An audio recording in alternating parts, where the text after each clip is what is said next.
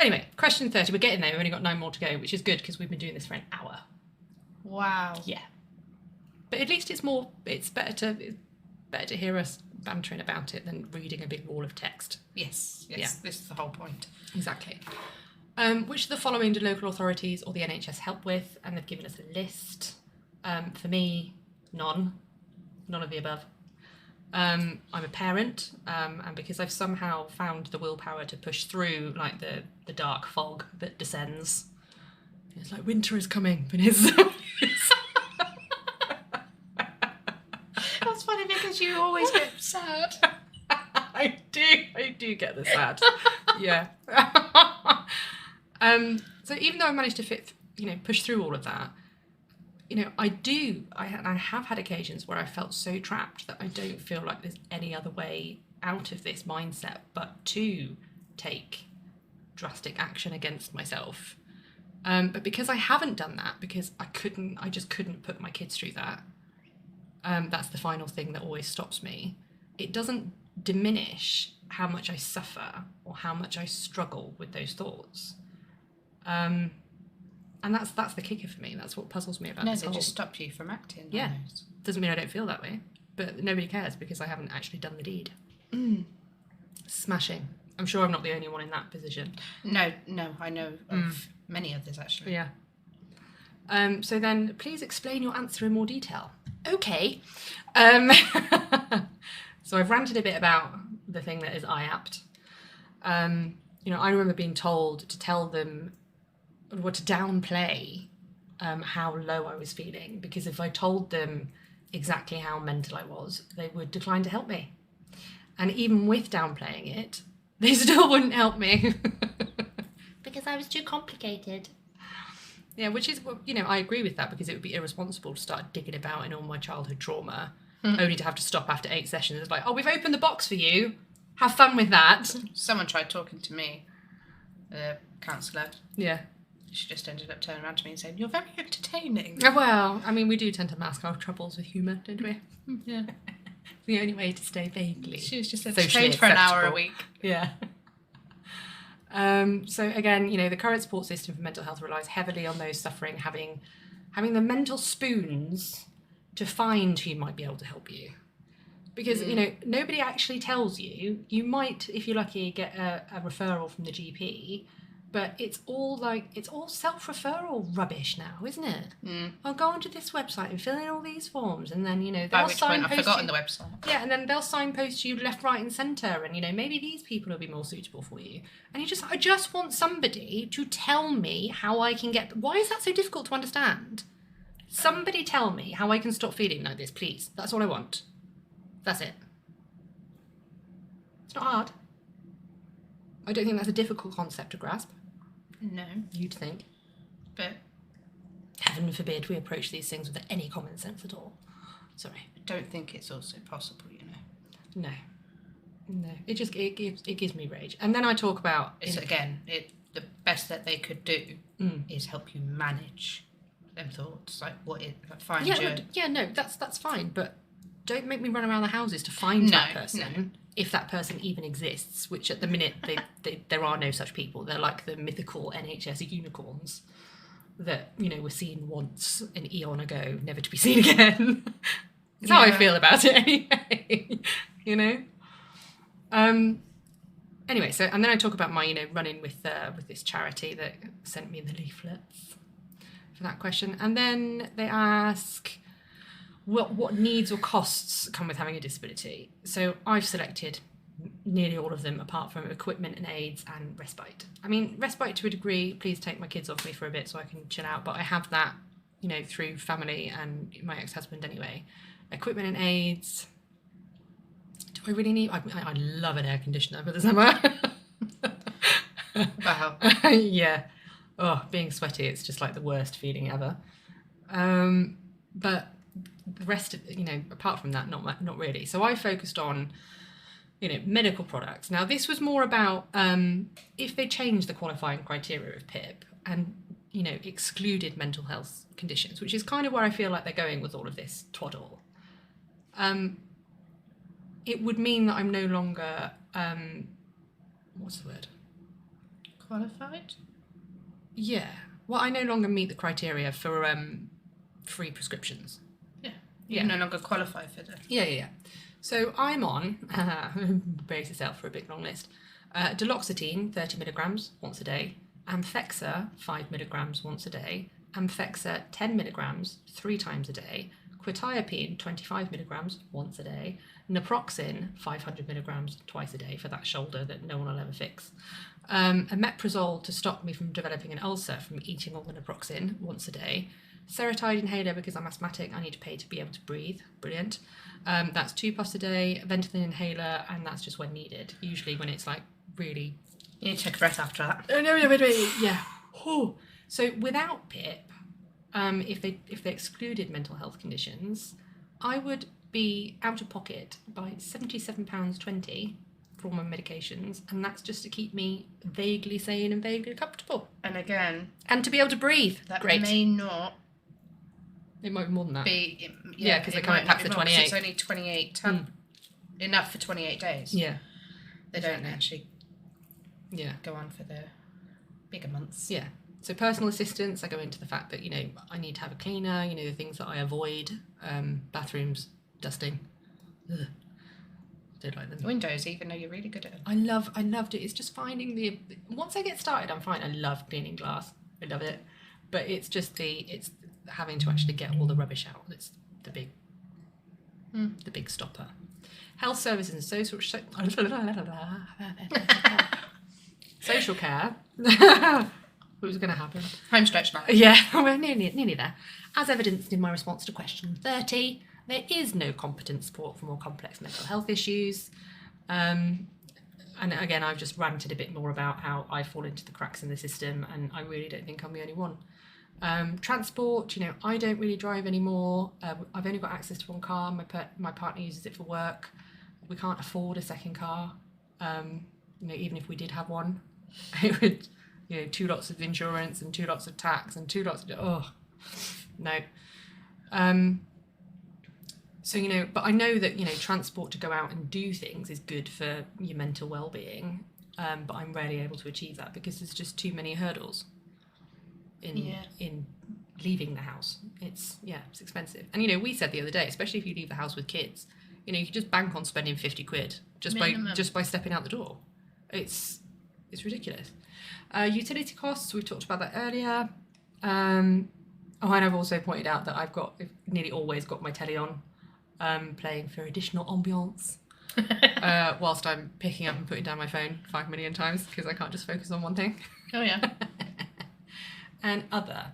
Now, this for me, I think they're missing a trick here.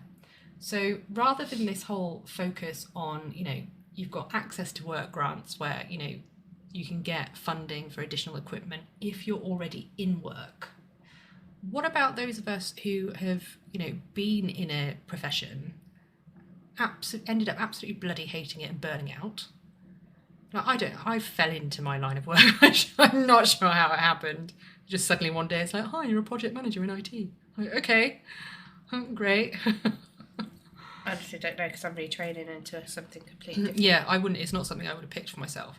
So if I was going to go back, yes, I could go back as a project manager, but right now, on a good day, I could probably manage part-time.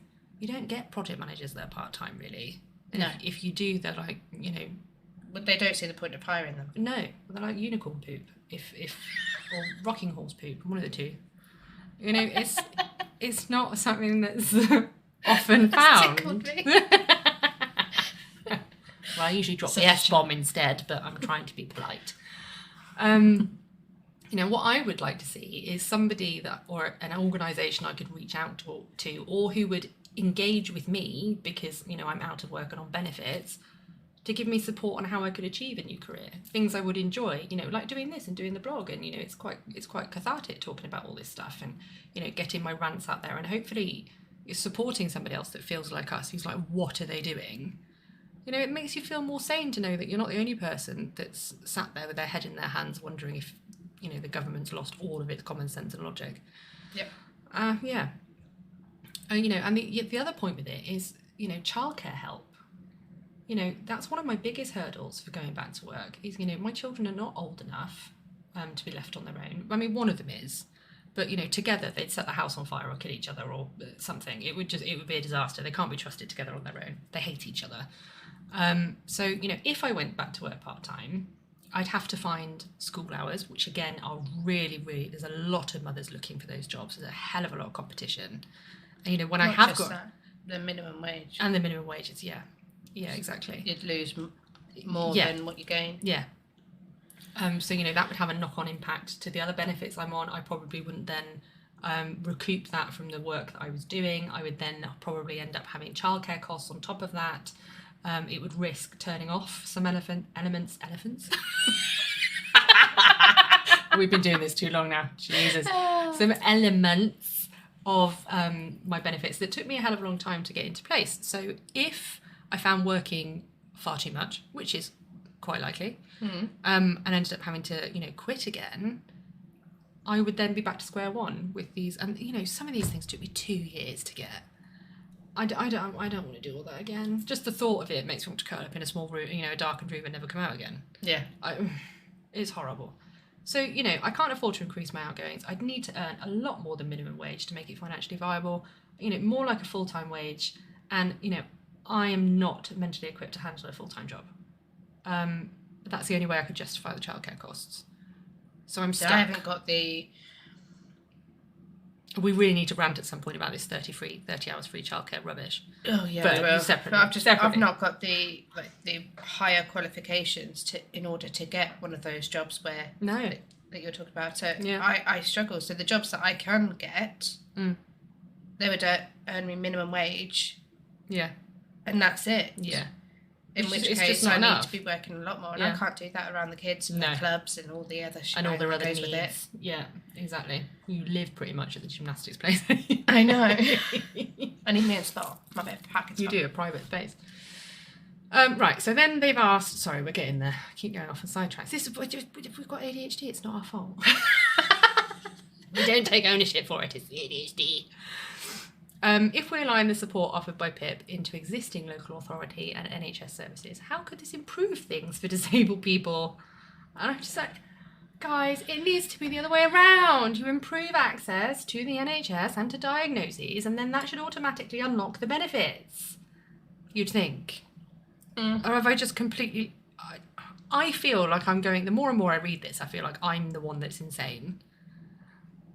Well, no, you're not. Well, I don't think... I hope not. Well, I know I am a little bit, but that's besides the point. Not in writing this. Yeah. I mean, to me, it's obvious. We lack access to adequate healthcare, across the board. My dad recently internally decapitated himself. Oh, Jesus. And survived. Yeah, he did survive. But, he was told he'd have to come off his... Start again. He was told... That's going in the highlights. Yeah, he was told he would have to wait before he could have surgery for 3 days to come off his blood thinners, and he ended up waiting a week because the hospital wasn't staffed. I mean, internally decapitated, and a week to have it fixed. Yeah. And he's he's in his 70s. He's on so many tablets. He rattles. The risk level to that is... I don't miss them days. No. To me, that's just, it's so irresponsible. The current state of the NHS. So irresponsible. And, whilst, a lot of my responses are targeted to mental health issues, I do have some of the physical side of it, the gammy elbows and the gammy shoulder. My GP did send me for an X-ray, but there was nothing, that showed up on that. It's probably some form of muscular issue or ligaments and stuff, which I don't think they show up on X-rays. No. X-rays just bones. Yeah, that's what I thought. So it would need further I've lost it now. Investigations. MRI, CT. No, it would need further investigation to find out what's what. So I've been given the drugs to treat the symptoms. I've got my naproxen and my omeprazole. They did refer me for physio, which never materialised. And, when I asked where that referral had gone and if they could chase it up, they said, we don't know where it went after we sent it. No. Okay. So now what? Dunno. Oh, give me strength. There is... I can't. I know. You've been through the absolute ringer as well with your health. Oh, just don't even. No. Her doctor's surgery needs to get in the bin. It's awful. Absolutely awful. Like, they sent your ADHD referral, didn't they? Yeah, they attached it with somebody else's details. Yeah, with somebody else's bloody details. So it breached whatever GDPR. But then didn't tell me about it. No. I had to wait months. Yeah, you got told when you finally managed to get through to the actual company who was doing the assessment that her doctor's surgery had messed up.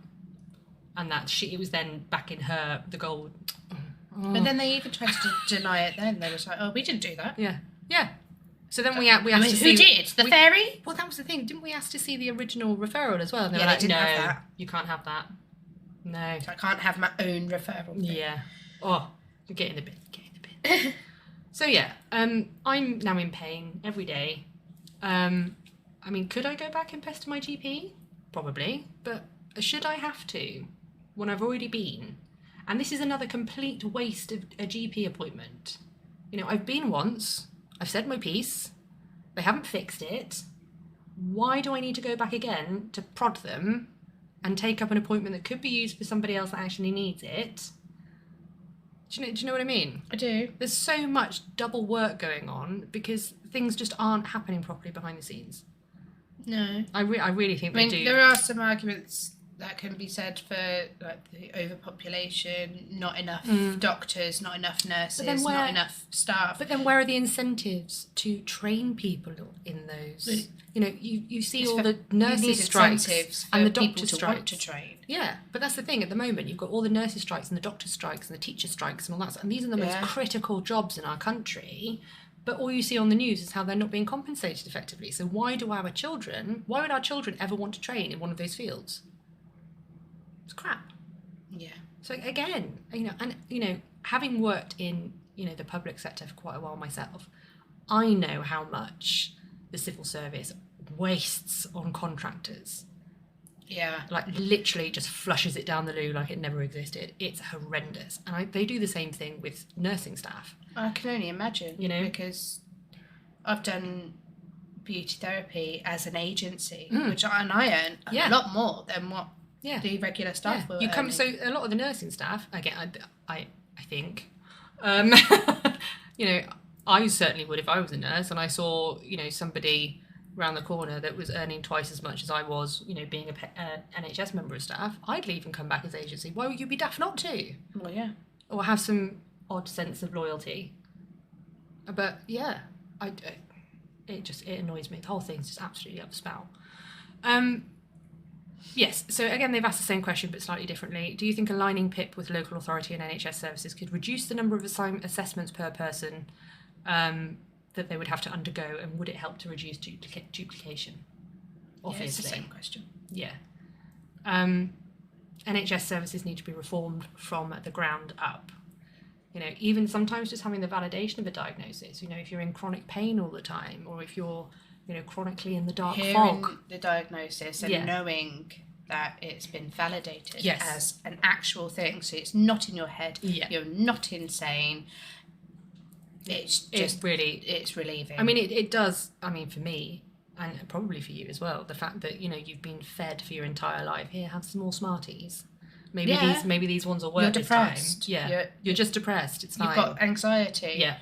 Okay, but why? Yeah. Because I don't feel like I've got anything to be depressed over. I don't feel like I've got... No. And but you have a busy life. You've got many kids. Okay. Yeah. How do the other mothers do it? Exactly. And then before I found out about, I didn't really think ADHD was a thing in women. I thought everybody's heads was like all the time. So did I. And turns out they're not. Same as tinnitus, because I've suffered with that since I was a toddler. Yeah. I haven't got a clue that was a thing. I thought it was just that's normal. the way everyone's brains are. Yeah. Yeah.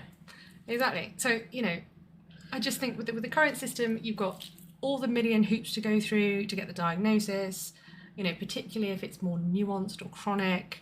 You've then got the mountain of paperwork. If you, can no longer work and you need financial support, it's like, here, jump through some more hoops of fire. And then, that might take years to even come in whilst you're waiting years for appropriate access to treatment. Like I said earlier, you've got over 80% of applications for PIP are declined at the minute. And then, you've then got to find more mental capacity to fill in yet more paperwork for a mandatory reconsideration or an appeal. And arguing. And argue as to why you're right. Yeah. Instead of rolling over, if you're a very placid person, you may not want to roll over and go, well, you are wrong. Yeah. Because they might just feel like, oh, okay, well, they must be right. My mandatory reconsideration, I sent in 2 months late. Because it took me 2 months of reeling from them saying, no, you're not broken enough. After being told for the last several years by the NHS, you're too broken to help. Oh, did I tell you? No consistency. None. It took me that long to, actually get in the brain space to be like, right, I can do this, I can fight this. And I had to Google the PIP assessment criteria and then litter my arguments with all of their buzzwords. So for each level that they assess you against, I had to make sure I was including those words. So whichever lemon had picked up my argument was like, oh yeah, I tick that box. This is why I get you to do my forms. Yeah. So I have never got mental spoons to do the forms. I cannot stand them. I hate doing my own. I love doing other people's. Yeah, I don't even like doing other people's. No, I like doing other people's. Give me a grumpy email to write for somebody. It's great fun. So yeah, the current process, it's not constructive. It's not helpful. When I went through my renewal process and they sent me all the same things all over again, and I had to justify myself all over again about why I was still broken. It's just a horrible process, and it really affects me mentally. It's horrible. It affects me mentally just talking about my kids' worst days when filling out their DLA forms. Yeah. It brings it all back, doesn't it? Yeah, and I really hate it. Yeah. So then what disability support services in your community are the most important services to deliver? And I've just very sarcastically said, I don't know. Okay. I don't know because I don't get any. And I've said, please refer to the above questions where I've listed what I would find helpful. And then, this one gave me the rage as well. We're nearly there now. We're 37 out of 39. Whoop, whoop. Whoop, whoop. How much flexibility? I might have to do this in 2 parts, because we have been waffling on for a while. To be continued. Yeah. An hour and 20. Right. How much flexibility should local areas have to decide their priorities in supporting people with disabilities and health conditions? None. It shouldn't be down to some lemon in a suit at the council's office to say, we don't have enough demand for that here, so we're not going to do it. I find that utterly, utterly stupid. Why would you allow a council who can't even do bin collections? I was just about to say bin collections. It's true though, isn't it? Like, why would you put that in their hands? The amount of times I've had to ring up and say my bin's still full. Oh, I've had my fair share of bin we'll wars have to come over the back years another as well. Day. Oh yeah, great. When's that going to be? Maybe in a week. Oh, smashing. What am I supposed to do until then? Dunno. Take it to the tip. Yeah. Oh, thanks. Yeah, supposed to. Oh, don't get me started. No. We're nearly there. So yeah, it shouldn't be a postcode lottery for access to disability support. I really can't do my D's today, can I? What is wrong with me? And it's the same for NHS treatment. The current disaggregation between ICBs and CCGs. Don't ask me what they stand for. I couldn't tell you. But why should one area have access to better care because there's someone with half a brain in charge? And I've actually said someone with half a brain. Because there are some, NHS ICBs and CCGs that are run really well, where there are no waiting lists unless they're just fudging the figures, which is also something I like to do. Like not treating ADHD as something that has to have a waiting list, a target waiting time, which is why we have 5-year waiting times for ADHD assessments. Did you read that bit where in the NHS handbook it said that we don't believe ADHD is a standalone condition? Yeah, you were reading it out loud. It's an aggregation or whatever stupid buzzword they used for a multitude of comorbid symptoms. So, okay, thanks for that. So, even though we have a diagnosis written on paper in by a psychiatrist. Yeah. Yeah. It's not real. No. We are nuts. Yeah, completely. It's fine. Just give me the padded room, okay? Might be comfy. Yeah, I don't care anymore. Memory foam. So yeah, it makes no sense that, some areas are good, some areas are shit. I had to because it's true. I'll allow it. Some areas are just absolutely... This area is awful. It undermines the original intent of a national National Health Service. It's supposed to be national. It's not supposed to be by bloody postcode lottery. I'm on it again. Sorry. Cambridgeshire's all right. Yeah. Yeah. Leeds isn't. No. As we discovered. North Wales. No. What capacity and capability would be required to better align PIP with local authorities and the NHS services? So again, I'm not going to read it all out because we'll be here for ever and a day. But in the open letter that is on the blog, www.bmybonnet.co.uk. If you just heard a big crash, it's my giant cat going to interfere. Shoo, kitty. Sorry. No, don't. Sorry, I'll have to cut that out. Drop the F-bomb. Did you? I did. I didn't even notice. Well, as we could hear Muppet's chair squeaking yesterday, you'd be able to hear me muttering the F-bomb at this giant cat. Anyway, where was I? Yes, so, on the website... Oh my god. You'll find a link. Yeah, there's a link somewhere. In the questions. Question 38. Yes, there's a link. PIP reform. Yes, or just look at an open letter to MPs about mental health reform. And in that, I have shockingly proposed some common sense approaches to reforming the mental health service in the NHS, which I believe could be applied elsewhere as well. Now, I'm not an economist or anything like that, and, somebody with a big brain's probably going to look at it and go, and we can't afford to do that. There's a lot of red tape. Yeah, there's all these hoops you've got to go through. Well, you can't leave it like it is, because it's knackered. They don't want to jump through hoops, but they expect us to. Yeah, quite. I don't care what they do, just take the hoops away from me. I don't want to deal with them anymore. I don't want any more hoops. Okay. And then the last one is just, are you an individual or an organisation supporting claimants applying for PIP? Well, I'm just me. An individual. And I do on occasion help friends and family or anybody else who asks to fill in paperwork, and I've helped people with PIP stuff before as well. I've still not got there. No, I know. It's just what they're fanning about with it at the minute. There's no point in doing it yet. No, I guarantee I won't get it. No, they'll just turn around and go, Peter said no. Yeah. Okay. And there you go. That's that. The long post. The long post is now turned into a long... I don't even know what to call it. It's not a vlog, because we're not real life. We're cartoons. Vlogcast. Yeah, we're not a podcast because it's not just noises. We are us. Yeah, we're just special.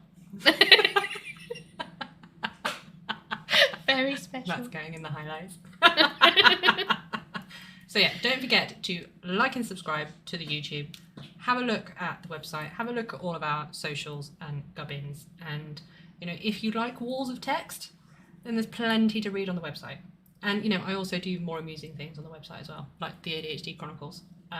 Your personal saga. All my personal nonsense. Yeah. So yeah, enjoy. Have a good rest of your day. Bye. Bye.